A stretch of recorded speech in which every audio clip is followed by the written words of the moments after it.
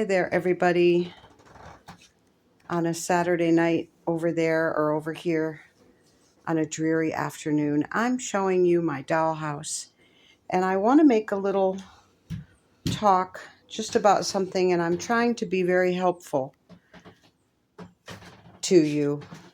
And this is for people who have just gotten here to the U.S. or are about to come. And it's something for you to think about, and I wanted to just look at my house because we're thinking of houses. And I just brought this upstairs to the dining room so I can finish it. You see, the roof is not finished. It doesn't have the shingles right there. And everything that was on the porch before has kind of come off. And we've got some little broken pieces that have to be fixed here. We're going to have to replace some of this. So what I want to talk about is arriving in America. And I really do think that there is an amount of PTSD in every single adult coming from South Africa. And I say this with experience. Let's look in the windows. Anything in there? Not much. I say this with experience, speaking to and seeing all the South Africans that went through my home. And the kids seem to be more resilient. Absolutely. But when you come here with an amount of PTSD that you're already suffering from having to live there in the way and things that happen to you and all of this, well, the sudden change that you go through can be very, very upsetting. You're in a new country. You don't know where you are. You don't know what it's like. Where you've been put is a mystery. You really don't know what you're looking at. Look at that furniture. That was given to me. It's like little kit furniture that was given by a South African lady. But the room really needs wallpaper. I'll have to find really tiny wallpaper to make it match. So it absolutely seems that it makes this, what you're suffering, so much worse. And I will say that it might put you in crisis. How you feel when you get here, and you're not in control of your own lives. You're being put somewhere. Now that lack of control, that must feel very bad. You're relying on this refugee resettlement agency to do right by you and take care of you for this first little time. Oh, I've got spiders and spider webs. And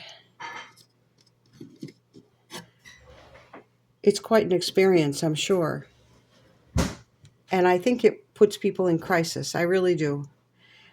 And I want you to absolutely remember this, and don't make any rash decisions when you arrive and you're in a hotel or an Airbnb or someplace like that is temporary until they show you some apartments. I think it's very, very important to take, say, 3 days to get normal again.